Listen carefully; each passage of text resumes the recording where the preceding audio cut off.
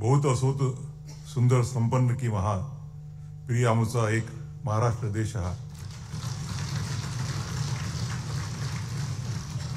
थोरांची जन्मभूमी असलेले संत ज्ञानेश्वर, संत नामदेव, संत एकनाथ, संत तुकाराम, जनाबाई चोखामेळा यांनी या महाराष्ट्रात आध्यात्मिक लोकशाहीचा पाया रचला. भारतात स्वातंत्र्याचे मुहूर्तमेढ केलेले आणि देशाचे स्वातंत्र्य आणि सार्वभौमत्व अबाधित राहावे याकरता ज्यांनी स्वातंत्र्याचा ऐतिहासिक लढा उभारला ते छत्रपती शिवाजी महाराज. त्याला भारताचे रिनेसान्स किंवा पुनर्जीवन म्हणता येईल. त्याची सुरुवात करणारे क्रांतीसूर्य ज्योतिबा फुले आणि क्रांतीज्योती सावित्रीबाई फुले. जनतेचे हृदयाचे राजा छत्रपती शाहू महाराज या घटनेच्या निर्मितीमध्ये आणि या देशामध्ये सामाजिक आणि आर्थिक समानता आणण्यामध्ये ज्यांचं अनन्यसाधारण महत्व आहे ते डॉक्टर बाबासाहेब आंबेडकर, कर्मवीर भाऊराव पाटील, अहिल्याबाई होळकर यांच्या स्मृतीला मी सर्वप्रथम वंदन करतो. आज खरं म्हणजे हा महाराष्ट्रातला मी फक्त सत्कार जिथे जिथे काम केलं होतं तिथेच स्वीकारणार हे ठरवलं होतं. त्याच्यामुळे संभाजीनगर, दानवे साहेबांचं अमरावती आणि मुंबईची वकील परिषद आणि नागपूर आणि हा शेवटचा सत्कार समारंभ आहे. परंतु याचं जे महत्व माझ्या मते आहे ते अनन्यसाधारण असं आहे. हा फक्त दोन्ही सभागृहाच्या सदस्यांनी केलेला बहुमान नसून महाराष्ट्राच्या 12,87,00,000 जनतेचा मला मिळालेला आशीर्वाद आहे असं मी समजतो. आणि सर्वप्रथम त्या महाराष्ट्राच्या जनतेला, महाराष्ट्राच्या मातीला वंदन करतो. मला आपण भारतीय राज्यघटनेवरती बोलायला सांगितलेलं आहे आणि मी नेहमीच भारतीय राज्यघटनेची जी विद्यार्थी म्हणून स्वतःला समजत आलेलो आहे आणि भारतीय राज्यघटनेच्या बद्दल जे माझ्या मनात जे रुजलं ते या विधिमंडळातून जेव्हा मी 10वी पास झालो आणि वडील ज्यावेळेला उपाध्यक्ष होते विधान परिषदेचे ओल्ड काउन्सिल हॉलमध्ये आणि त्यानंतर 1981 मध्ये या बिल्डिंगचं उद्घाटन झालं, नव्या बिल्डिंगचं. काही वेळेला ते सभापती होते आणि त्यांच्या उपस्थितीत आजही फ्लॅगवरती नाव आहे. आणि अशा विधिमंडळाच्या इमारतीत ज्या विधिमंडळाचं माझ्या वडिलांशी अतिशय 30 वर्षापेक्षा जास्त नजीकचं प्रेमाचं नातं राहिलेलं आहे, त्या विधिमंडळात हा जो माझा सन्मान आपण करत आहात तो माझ्यासाठी न भूतो न भविष्यती असा आहे.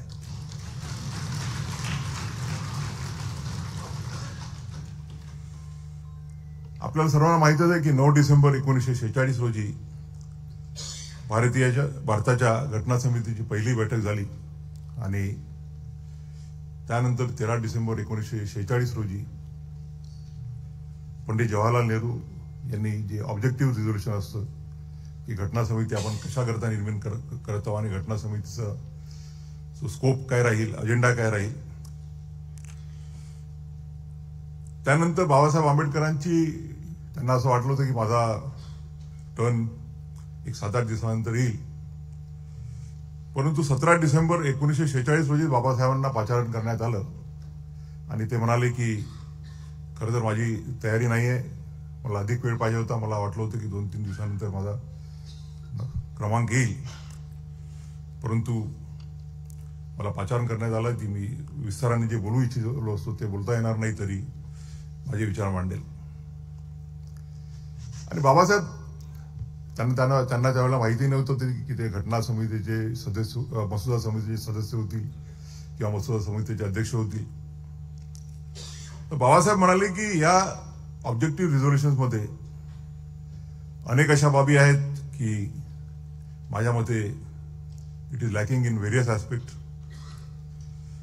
बाबासाहेब म्हणाले की पहिली गोष्ट म्हणजे या घटनेमध्ये जो राईट टू लाईफ आहे, राईट टू लिबर्टी आहे आणि राईट टू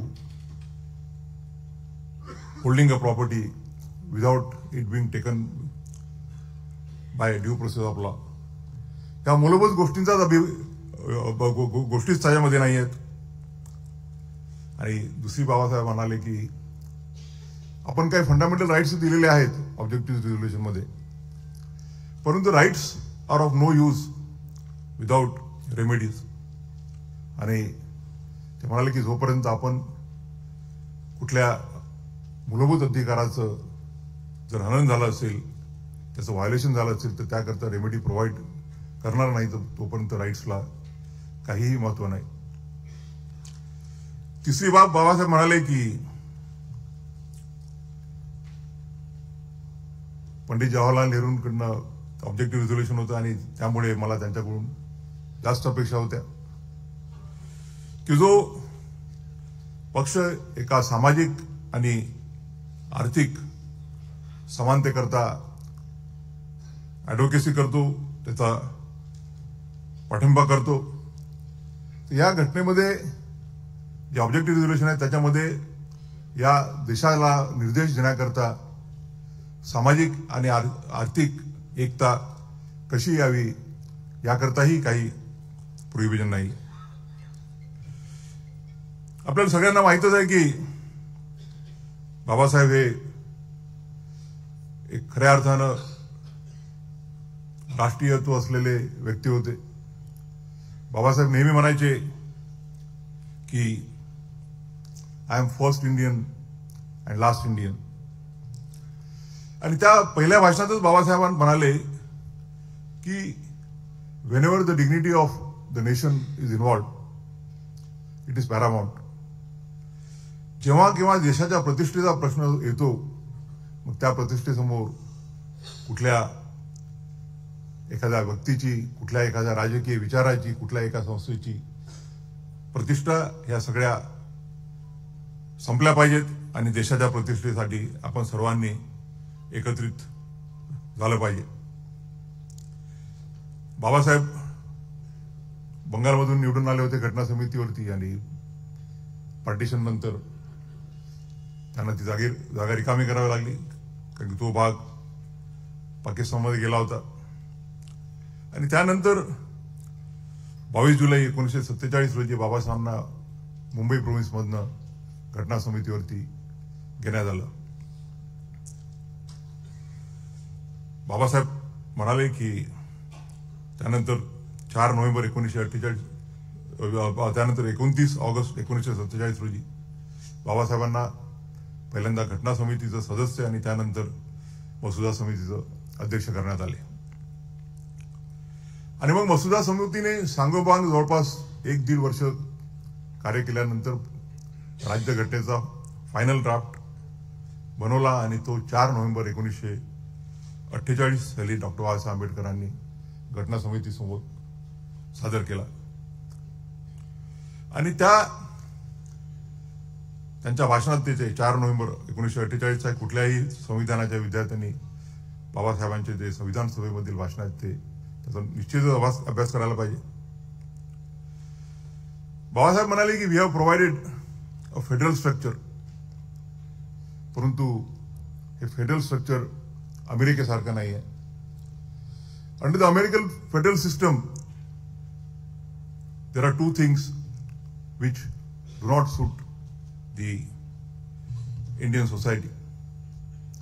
बाबासाहेब म्हणाले की माझ्या मते संपूर्ण देशाकरता एकच घटना अभिप्रेत आहे आणि अमेरिकन कॉन्स्टिट्यूशन प्रमाणे संघराज्यासाठी वेगळी घटना आणि राज्यांसाठी वेगळी घटना हे जे प्रोव्हाइड करण्यात आलेलं होतं ते म्हणाले ते चुकीचं आहे. दुसरी बाब बाबासाहेब म्हणाले की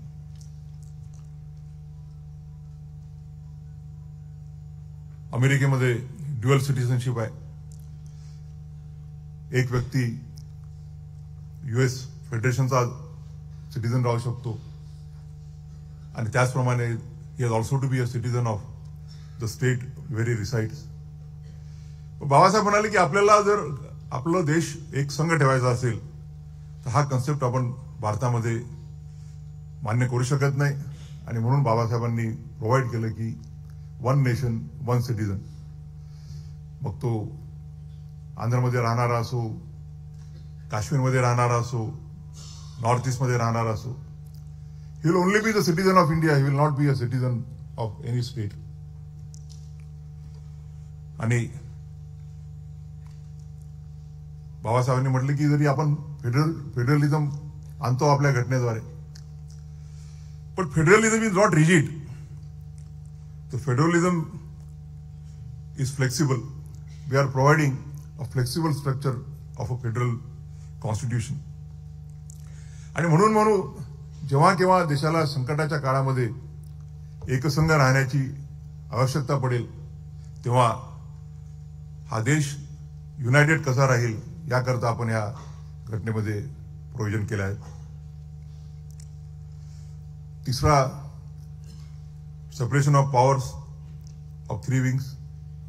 मी नेहमीच म्हणत असतो की भारतीय राज्यघटनेच्या जे 3 स्तंभ आहेत, मग ती विधिपालिका, कार्यपालिका आणि न्यायपालिका, या घटनेने निर्माण केलेला आहे आणि all of them are expected to work in the spheres allotted to them in the constitution. देशातील नागरिकांसाठी कायदे करणं हे देशाची पार्लमेंट, राज्यांचे लेजिस्लेचर याचं कार्य आहे. त्या कार्याची अंमलबजावणी करणं, जे घटनेमध्ये कर्तव्य दिलेले आहेत, अधिकार दिले आहेत, त्याचं पालन करणं ही एक्झिक्युटिव्हची जबाबदारी आहे. आणि लेजिस्लेचरने केलेले कायदे हे घटनात्मक घटनेच्या बाहेर आहेत की नाही, किंवा within the framework of the constitution आहेत की नाही हे पाहण्याचं, किंवा the executive acts within the constitution limits or the laws as enacted by the legislature हे पाहण्याचं काम ज्युडिशरीचं आहे. आणि बाबासाहेब म्हणाले की we all believe in the supremacy of the constitution. कॉन्स्टिट्यूशनने प्रत्येक 3 विंगला आपले आपले अधिकार वाटून दिलेले आहेत आणि जर त्या अधिकारांचं आपल्या घटनेच्या सीमेमध्ये जर कार्य होत असेल, त्या अधिकारांची अंमलबजावणी होत असेल, तर मग कुठल्याही संस्थांमध्ये कॉन्फ्लिक्ट येण्याची परिस्थिती येणार नाही.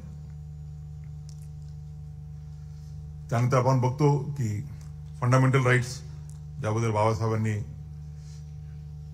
17 डिसेंबर 1946च्या भाषणात उल्लेख केला होता, जे मानवाला मानवी जीवन जगण्यासाठी जे बेसिक राईट्स आपण म्हणतो, जे प्रिमॉडियल राईट्स म्हणतो, मग तो right to life, right to liberty, ज्याला ही right of a person not to be arrested without following due process of law, आणि असे अनेक अधिकार आहेत. मग राईट टू इक्वॅलिटी असो, ते आपल्या पार्ट 3 मध्ये फंडामेंटल राईट्समध्ये प्रोव्हाइड करण्यात आले. आणि सर्वात महत्वाचं म्हणजे की बाबासाहेबांनी पार्ट 4 जो आहे, डायरेक्टिव्ह प्रिन्सिपल्स, ज्याला आपण म्हणतो की the state, the legislature and the executive, while discharging their duties, will be guided by the principles as provided in the directive principles. बाबासाहेबांवरती टीका करण्यात आली की directive principles are nothing else but an pious obligation, a pious declaration, a cheque, post dated check on a bank, whether it will be encashed or not. आणि बाबासाहेब म्हणाले की हे मला मान्य आहे की directive principles of state policy are not enforceable in court of law, परंतु या घटनेद्वारे आपण फक्त या देशाची जडणघडण कशी होईल, हा देश कसा कार्य करेल हे प्रोव्हाइड करत आहोत. Unlike the other constitution, we are not providing a mechanism to ensure that a particular political party comes in a power. आणि म्हणून बाबासाहेब म्हणाले की शक्य आहे, हे क्रिटिसिझम बरोबर आहे की directive principles of state policy हे एन्फोर्सेबल नाही आहेत कोर्टामध्ये. परंतु जे काही राज्यकर्ते आहेत त्या राज्यकर्त्यांना जर ह्या प्रिन्सिपलशी ते इमानदार नाही राहिले आणि त्यांनी या डायरेक्टिव्ह प्रिन्सिपल्स प्रमाणे या देशामध्ये सामाजिक आणि आर्थिक समानता दृष्टी आणण्याच्या दृष्टीने जर प्रयत्न नाही केले तर every 5 years they will have to face an electorate, and though they may not be answerable to the court of law, they will be answerable to the electorate when they have to face the elections. नंतर आपण पाहतो की घटना दुरुस्तीचे अधिकार बाबासाहेब नेहमीच म्हणायचे की we cannot anticipate what would be the problems of the next generations. पुढच्या पिढीचे काय प्रश्न राहतील याची आजच आपण अँटिसिपेट करू शकत नाही. आणि म्हणून पुढच्या पिढीला घटनेमध्ये योग्य असे बदल करण्याची मुभा असली पाहिजे. आणि आपण बघतो की तरी घटनेमध्ये घटना दुरुस्तीचे ऑर्डिनरीली फक्त majority of both the houses of पार्लमेंटनी घटना दुरुस्ती होऊ शकते. परंतु जेव्हा जेव्हा देशाच्या बेसिक स्ट्रक्चर बद्दल किंवा देशाच्या फेडरल स्ट्रक्चर बद्दल इंडिपेंडन्स ऑफ 3 विंग्स असो किंवा इंडिपेंडन्स ऑफ ज्युडिशरी असो त्यावेळेला जर काही घटना करायची असेल तर जोपर्यंत दोन्ही हाऊसेस ऑफ पार्लमेंट मध्ये 2/3 majority of the members present which shall not be less than half of the total members. आणि जोपर्यंत अर्ध्या राज्यघटनांचं अर्ध्या राज्यांच्या विधिमंडळाचं रॅटिफिकेशन होत नाही तोपर्यंत अशा घटना दुरुस्ती करता येत नाहीत. इंडिपेंडन्स ऑफ ज्युडिशरी बद्दल पण बाबासाहेब म्हणाले की आपल्या जर देशाला मजबूत ठेवायचं असेल तर the judiciary has to work as an watchdog. It's a custodian of the rights of the citizen under the constitution. आणि म्हणून judiciary should be independent from the executive interference. आणि बघतो आपण की कॉन्स्टिट्यूशन कोर्टच्या जजेसना जर त्यांच्या पदावरून काढायचं असेल तर एक स्ट्रिंजंट असं प्रोसिजर प्रोव्हाइड करण्यात आलं इम्पिचमेंटचं. जोपर्यंत दोन्ही हाऊसेस ऑफ पार्लमेंट 2/3 मेजॉरिटीनी ठराव पास करत नाही तोपर्यंत अशा जजला काढता येत नाही. त्यानंतर जवळपास वर्षभरामध्ये अनेक अशा अमेंडमेंट्स सुचवण्यात आल्या आणि बहुतांश अमेंडमेंट ज्या ज्या बाबासाहेबांनी मान्य केल्या त्या ऍक्सेप्ट केल्या गेल्या आणि ज्या बाबासाहेबांनी ज्या अमेंडमेंट्सला विरोध केला त्याला हाऊसने ऍक्सेप्ट नाही केलं. आणि त्यानंतर पूर्ण चर्चा झाली आणि चर्चेला उत्तर देताना डॉक्टर बाबासाहेब आंबेडकर ज्या ज्या अमेंडमेंट स्वीकारल्या होत्या ज्या ज्या अमेंडमेंट रिजेक्ट केल्या होत्या त्याबद्दल त्यांनी एक अतिशय महत्वाचं असं मार्गदर्शन केलं. 25 नोव्हेंबर 1949 रोजी आपण आपली राज्यघटना आपल्या सर्वांना ज्या दिवशी दिली 26 जानेवारी 1950 त्याच्या एक दिवस अगोदर आपण अडॉप्ट केली 26 नोव्हेंबर 1959ला पण ती अंमलात आली 26 जानेवारीला. आणि बाबासाहेबांवरती दुहेरी टीका करण्यात आली होती की ही जी घटना आहे एकीकडनं टीका होती की ही घटना खूप जास्त पॉवर सेंटर गव्हर्नमेंटला देते आहे आणि दुसऱ्याकडनं टीका करण्यात आली की स्टेटच्या बाबतीत खूप जास्त लिनियंट अशी प्रोव्हिजन्स केल्या आहेत. पण बाबासाहेब म्हणाले की आपण घटनेद्वारेच राज्य विधिमंडळाच्या आणि या देशाच्या विधिमंडळाच्या जो सेंट्रल पार्लमेंट आहे त्याचे लेजिस्लेशन करण्याबाबत काय काय अधिकार आहेत ते घटनेतच विधित केलेले आहे. आणि त्याचप्रमाणे जी एक्झिक्युटिव्ह आहे ती मग राज्याची असो की सेंट्रलची असो, त्यांचे सुद्धा आपण घटनेमध्ये अधिकार इयरमार्क केलेले आहेत. आणि म्हणून the constitution is neither too much of centric nor too much of federal. आणि बाबासाहेब म्हणाले की आम्ही अशी घटना तयार केलेली आहे, we have finalise such a constitution will keep the country united at the times of peace also as at the times of war. आम्ही या देशाला अशी घटना देतो आहोत की शांततेच्या काळात त्याचप्रमाणे संक्रमणाच्या काळात ही घटना या देशाला मजबूत ठेवेल.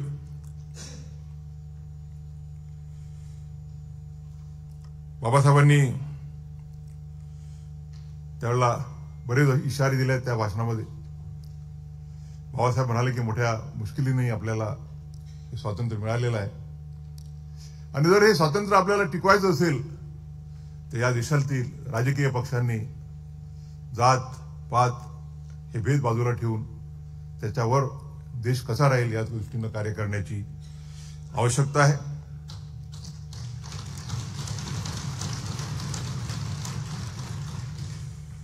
आणि बाबासाहेबांनी इशारा दिला की बाबासाहेब म्हणाले की we have assured to the citizens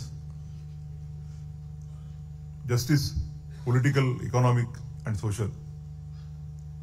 आम्ही राजकीय सामाजिक आणि आर्थिक न्याय या घटनेद्वारे या देशाच्या नागरिकाला आपण प्रॉमिस केलेला आहे. आणि बाबासाहेब म्हणाले की what is social and economic democracy. ते म्हणाले की social and political democracy is a way of life where the liberty, equality and fraternity are the guiding factors. And not individually, but together, liberty, equality and fraternity together are only needed to ensure that we achieve social and economic democracy in the country along with the political democracy. Babasaheb म्हणाले की जर समजा नुसतं समानता राहील तर माणसाला आपल्या आयुष्यामध्ये काही एक्सेल करण्याचं इनिशिएटिव्ह राहणार नाही. आणि जर नुसतंच लिबर्टी राहील तर it will be a survival of the fittest. जो दुबळा आहे त्यावरती जो मजबूत माणूस आहे त्याचं वर्चस्व राहील. आणि फ्रॅटर्निटी याकरता रिक्वायर्ड आहे, बंधुत्व याकरता रिक्वायर्ड आहे की it acts as a policeman and keeps fraternity, keeps equity and liberty in guard so that both of them act together. त्यानंतर आपण बघतो की बाबासाहेबांच्या बद्दल त्यावेळेला अनेक भाषणं झाले. त्यांनी बाबासाहेबांच्या कार्याचा एवढा गौरव केलेला आहे, वेळेच्या अभावी सगळ्यांबद्दल बोलता येणार नाही. पण डॉक्टर राजेंद्र प्रसाद म्हणाले की sitting in this chair there could not have been any other person than me to see with what zeal and devotion the drafting committee has worked and particularly its chairman doctor B R Ambedkar.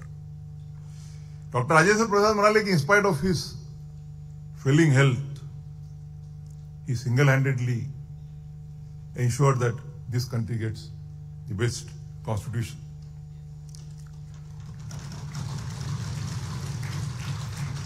आणि आपण बघतो की बाबासाहेबांनी जो विचार व्यक्त केला होता की the constitution cannot be static, it has to be organic, it has to be evolving and it has to suit the needs of the society. सुरुवातीच्या कालखंडात देशाच्या अनेक राज्यांमध्ये जे ॲग्रिगेट रिफॉर्म्स आहेत, मग जमीनदारी अबॉलिशन ऍक्ट असो किंवा जमीनदारांकडून जमीन घेऊन ती जे लँडलेस आहेत त्यांना वाटण्याचे कायदे असो किंवा प्रोटेक्शन ऑफ टेनन्सी ऍक्ट असो, जो कसेल त्याची जमीन, असे अनेक कायदे अनेक राज्यांनी निर्माण केले होते. आणि काही हायकोर्टांमध्ये ते मान्य करण्यात आले आणि काही हायकोर्टांमध्ये ते अमान्य करण्यात आले. आणि म्हणून भारतीय राज्यघटनेला पहिली आणि दुसरे की त्यावेळेला मद्रास गव्हर्नमेंटनी शेड्यूल कास्ट आणि बॅकवर्ड क्लासेससाठी रिझर्वेशन प्रोव्हाइड केलं होतं मेडिकल कॉलेजेसच्या ऍडमिशनमध्ये, इंजिनिअरिंग कॉलेजेसच्या ऍडमिशनमध्ये. आणि ते चॅलेंज करण्यात आलं मद्रास हायकोर्टात. मद्रास हायकोर्टाने तो चॅलेंज मान्य केला. ते म्हणाले की इक्वॅलिटी क्लॉज आहे आपल्या घटनेमध्ये, आर्टिकल 14, आर्टिकल 15(1). त्यामुळे असं रिझर्वेशन देता येणार नाही. आणि हे रिझर्वेशन घटनेमध्ये बसावं याकरता पहिली घटनेचं अमेंडमेंट 1951 मध्येच करण्यात आलं, जेणेकरून clause 4 of article 15 was inserted in the constitution. अनेक प्रोव्हिजन्स केल्या गेल्या की जो कॉन्स्टिट्यूशन मध्ये डिस्ट्रीब्युटिव्ह जस्टिसचा कन्सेप्ट आहे आर्टिकल 39 खाली, की या देशाच्या प्रॉपर्टीचं, या देशाच्या ज्या मालमत्ता आहेत त्याचं विकेंद्रीकरण झालं पाहिजे. आणि त्या दृष्टीनं त्या कायद्यांना कॉन्स्टिट्युशनल प्रोटेक्शन देण्याकरता घटनेमध्ये प्रोव्हिजन करण्यात आली की जेणेकरून जर हे असे कायदे जर चॅलेंज झाले की they are violative of fundamental rights, तर such a challenge will not be sustained. आपण बघतो त्यानंतरच्या कालखंडामध्ये अनेक अशा अमेंडमेंट्स करण्यात आल्या. मग 1970च्या दशकामध्ये खूप साऱ्या अमेंडमेंट्स करण्यात आल्या, जेणेकरून जो डिस्ट्रीब्युटिव्ह जस्टिसचं इकॉनॉमिक आणि सोशल इक्वालिटीचं जे कन्सेप्ट आहे तो पूर्णत्वाच्या दृष्टीनं कसं देता येईल. आणि आपण जर बघतो की सुरुवातीच्या काळामध्ये सुप्रीम कोर्टाचा असा व्ह्यू होता की जेव्हा केव्हा डायरेक्टिव्ह प्रिन्सिपल्स आणि फंडामेंटल राईट्स यामध्ये कॉन्फ्लिक्ट येईल, यामध्ये विसंवाद येईल, त्या वेळेला fundamental rights will prevail over the directive principles. आणि directive principles are subordinate to fundamental rights. परंतु 1973 मध्ये केशवानंद भारतीच्या जजमेंटमध्ये 13 जजेसच्या केशवानंद भारतीचं जजमेंट आपल्या सर्वांना बेसिक स्ट्रक्चर डॉक्टरांसाठी सर्वांना माहिती आहे. परंतु आपण बेसिक स्ट्रक्चरची जी डॉक्टर आहे त्याच्यामध्ये 6 सन्माननीय जजेसने असा व्ह्यू घेतला की the parliament's power to amend the constitution are unrestricted and parliament can bring about any amendment to the constitution. 6 जजेसनी व्ह्यू घेतला की पार्लमेंटचे पॉवर जे आहेत कॉन्स्टिट्यूशन अमेंड करायचे ते मर्यादित आहेत आणि फंडामेंटल राईट्स त्या चॅप्टरला हात लावू शकत नाही. परंतु जस्टिस HR खन्ना यांनी जो व्ह्यू घेतला की though the parliament has ample powers to amend the constitution including abridgement of fundamental rights, it has no power to amend the basic features of the constitution. खरं म्हणजे त्याचं जे फाउंडेशन आहे ते आपल्या महाराष्ट्राचे आणि आमच्या अमरावतीचे जस्टिस JR मुधोळकर यांनी जे सज्जन सिंग मध्ये मायनॉरिटी व्ह्यू घेतला होता त्यांनी आणि जस्टिस हिदायतुल्लांनी, की जस्टिस हिदायतुल्ला म्हणाले होते की to accept the reasoning given in Shankari Prasad that the parliament's power are to amend the constitution are unrestricted, in my view will not be laying down a correct position of law. आणि justice Mudholkar म्हणाले की if you construe the parliament's power even to take away the basic features of the constitution, then in my view it will amount to rewriting the constitution and not amending the constitution. Constitution मध्ये ते दुरुस्ती होणार नाही पण कॉन्स्टिट्यूशनच पूर्ण बदलला जाईल. आणि डायरेक्टिव्ह प्रिन्सिपल्स आहे त्याबद्दल ऑलमोस्ट सगळ्या जजेसनी एका पेजवर होते, सगळ्यांनी व्ह्यू घेतला की या देशामध्ये जर सामाजिक आणि आर्थिक समानता निर्माण करायची असेल, या देशाच्या घटनाकारांना सामाजिक आणि आर्थिक न्यायाचं जे स्वप्न आहे ते जर पूर्ण करायचं असेल the directive principles and fundamental rights will have to be given equal importance. Directive principles and fundamental rights together, directive principles and fundamental right ekatra and not individually, is the soul of the constitution. तो आपल्या भारतीय राज्यघटनेचा आत्मा आहे. Supreme कोर्टाने म्हटलं की the fundamental rights and the directive principles, they run parallel to each other and at times they intersect each other, and therefore they together have to be considered for taking forward the march of social and economic justice. आपण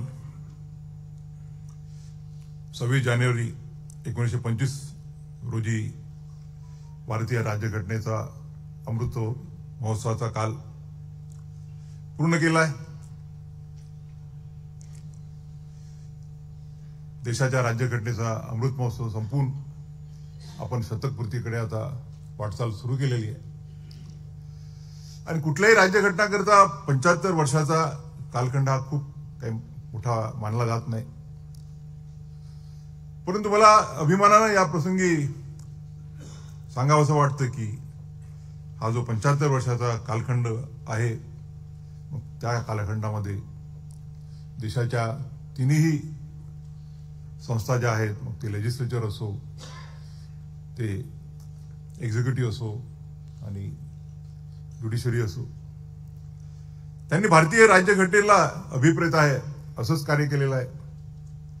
सामाजिक आणि आर्थिक न्यायाच्या दृष्टीनं, सामाजिक आणि आर्थिक समानतेच्या दृष्टीनं देशाच्या पार्लमेंटनी, देशाच्या विविध विधिमंडळांनी अनेक असे कायदे केले आहेत. मग ते restoration of land to schedule caste schedule tribe act असो किंवा prevention of atrocities on SC/ST act असो, टेनन्सी लॉज अबॉलिश केल्यामुळे या देशातल्या लाखो नागरिकांना ते जे जमीन कसत होते त्या जमिनीचे ते मालक झाले. जमीनदारी अबॉलिशन ऍक्टमुळे जी जमीन जमीनदारांच्या किंवा ते रॉयतवारीज वगैरे वेगळ्या वेगळ्या स्टेट्समध्ये आहेत त्यांच्यामध्ये केंद्रित होती, ते सिलिंग कायद्यानुसार घेऊन त्याचं या देशाच्या गोरगरीब लोकांना वाटप करण्यात आलं, जेणेकरून त्यांना एक रोजगाराचं, उपजीविकेचं साधन मिळावं. महारवतन अबॉलिशन ऍक्ट आहे आपल्या राज्याचा, की जिथे जिथे महारवतन होते त्या वतनदारांना जमिनीचं मालक करण्यात आलं. असे अनेक ऍक्ट आहेत. मग ते लेबर वेलफेअरचे असो,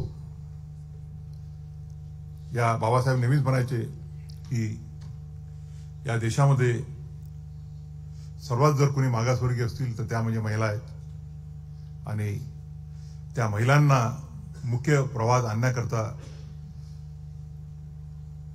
क्रांतीसूर्य ज्योतिबा फुले आणि क्रांतीज्योती सावित्रीबाई फुले यांनी त्यांना शिक्षणाची दारं उघडे करून दिली आणि पूर्ण देशामध्ये त्याला आपण एक रिनेसान्स म्हणतो त्याची सुरुवात केली. आज आपण बघतो की कुठल्याही फील्डमध्ये असो, आमच्या महिला भगिनी अग्रेसर आहेत. या देशाला महिला पंतप्रधान मिळाल्या, या देशाला 2 महिला राष्ट्रपती मिळाल्या. पहिल्या आपल्या महाराष्ट्राच्या प्रतिभाताई पाटील आणि दुसऱ्या सध्याच्या राष्ट्रपती द्रौपदी मुर्मू, ज्या नुसतंच महिला नसून आदिवासी समाजाला आतापर्यंत राष्ट्रपती झाला नव्हता, आणि या देशाच्या घटनेने दाखवून दिला आहे की या देशातील जो सर्वात वंचित समाज आहे आदिवासी, तो सुद्धा इथपर्यंत पोहोचू शकतो. या देशाचे 2 शेड्यूल कास्टचे, अनुसूचित जातीचे व्यक्ती, त्या KR नारायणन असो की रामनाथजी कोविंद असो, ते या भारताचे प्रथम नागरिक भारताच्या राष्ट्रपती पदापर्यंत पोहोचू शकले.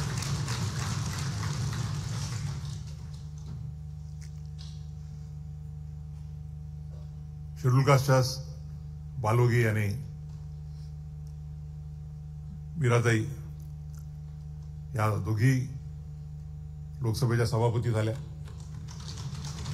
आज आपण बघतो की अनेक राष्ट्रांमध्ये, अनेक राज्यांमध्ये जे चीफ सेक्रेटरी आहेत किंवा डायरेक्टर जनरल ऑफ पोलीस आहेत, ते हा जो वंचित समाज आहे, schedule caste, schedule tribe, OBC या समाजाचं प्रतिनिधित्व करून त्या उच्च असे पदस्थ त्यांनी ऑक्युपाय केलेला आहे.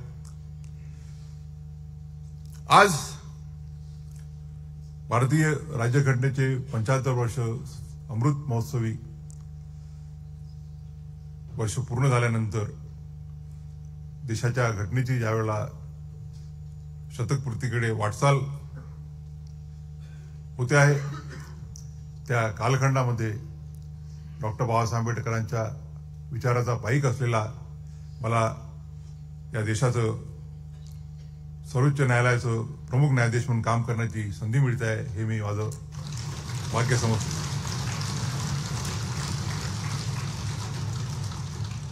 मगाशी देवेंद्रजींनी उल्लेख केला. मी नेहमी समजतो की पदं जे मिळतात ते they are not power, they R power coupled with duty. आणि एका संविधानिक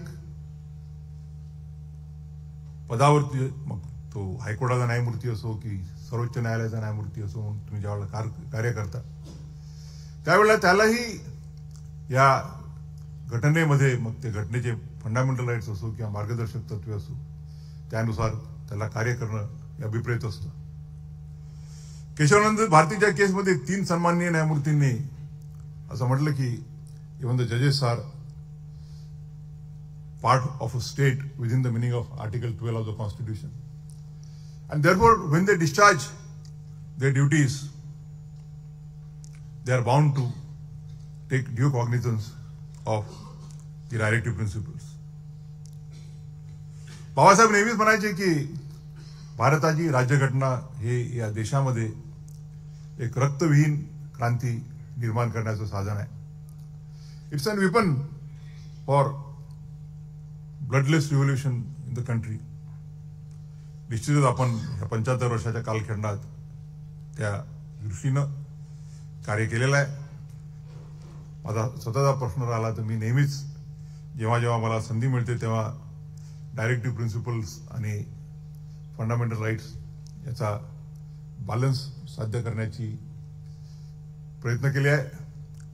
तशी ती तारेवरची कसरत असते, परंतु मी नेहमीच समजत आलो की मला हे पद या देशाची व समाजाची सेवा करण्याची दिलेली संधी आहे.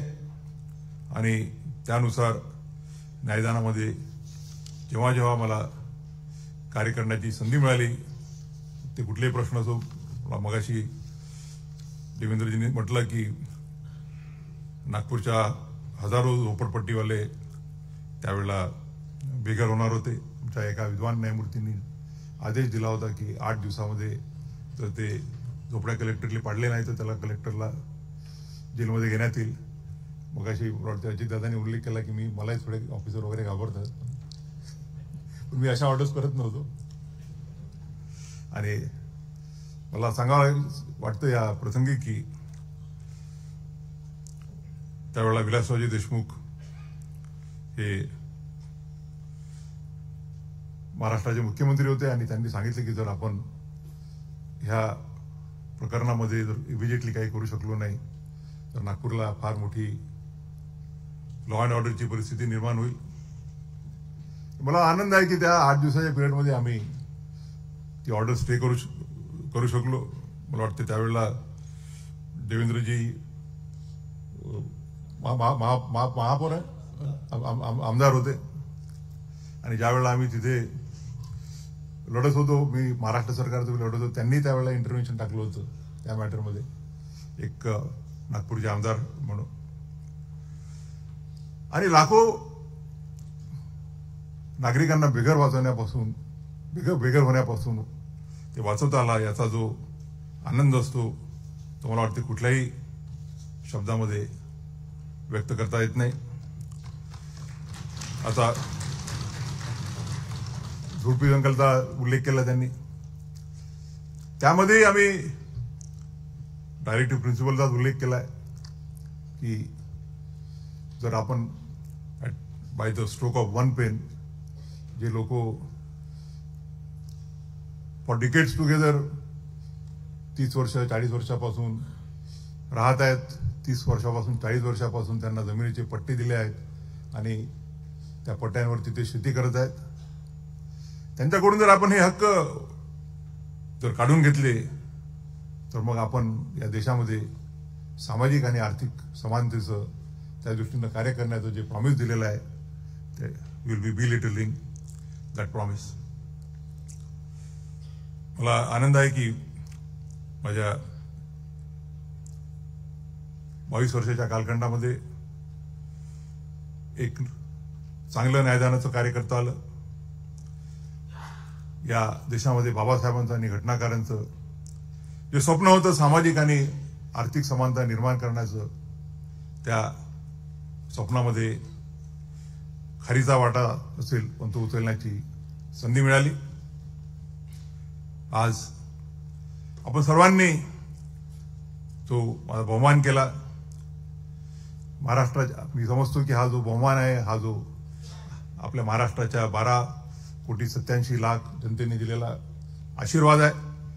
मी या भूमीला आणि महाराष्ट्राच्या सर्व जनतेला आपल्याद्वारे वंदन करतो आणि कवी गोविंदराजांच्या 2 ओळीमध्ये माझ्या वाणीला विराम देतो. मंगल देशा पवित्र देशा महाराष्ट्र देशा, मंगल देशा पवित्र देशा महाराष्ट्र देशा, प्रणाम माझा घ्यावा हा श्री महाराष्ट्र देशा.